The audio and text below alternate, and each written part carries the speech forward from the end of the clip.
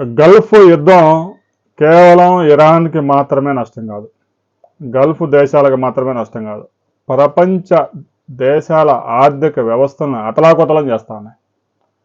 పాకిస్తాన్లో పెట్రోల్ దొరక్క పెట్రోల్ పంపులో కాల్పులకు తెగబడ్డారు. తాజాగా శ్రీలంకలో లీటర్ పెట్రోల్ ధర 365 రూపాయలు చేరింది. ఇక భారతదేశం 85% పెట్రోల్ డీజిల్ దిగుమతి చేసుకుంటా ఉంది. 90% పైగా గ్యాస్ ఖతర్ నుంచి మనం దిగుమతి చేసుకుంటా ఉన్నాం. హార్మూజ్ జలసంధి ఎప్పుడైతే మూసివేశారో ఆ మార్గంలో గ్యాస్ సరఫరా, పెట్రోల్ డీజిల్ సరఫరా కూడా నిలిచిపోయింది. తాజాగా భారతదేశంలో వాణిజ్య గ్యాస్ సిలిండర్ల సప్లై నిలిచిపోయింది.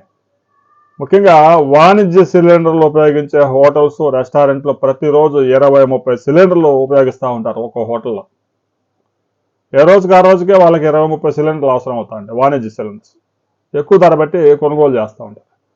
గడిచిన 2 రోజులుగా బెంగళూరులో వాణిజ్య సిలిండర్ల సప్లై ఆగిపోవడంతో హోటల్స్, రెస్టారెంట్లు మూతపడతా ఉన్నాయి.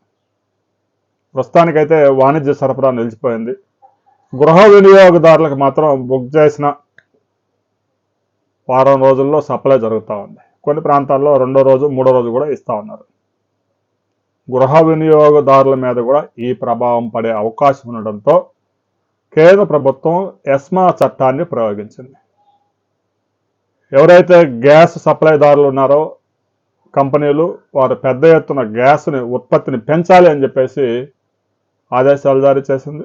దాన్ని కనుక దుర్వినియోగం చేస్తే ఎస్మా చట్టం కింద చర్యలు తీసుకుంటామని కూడా హెచ్చరికలు జారీ చేసింది.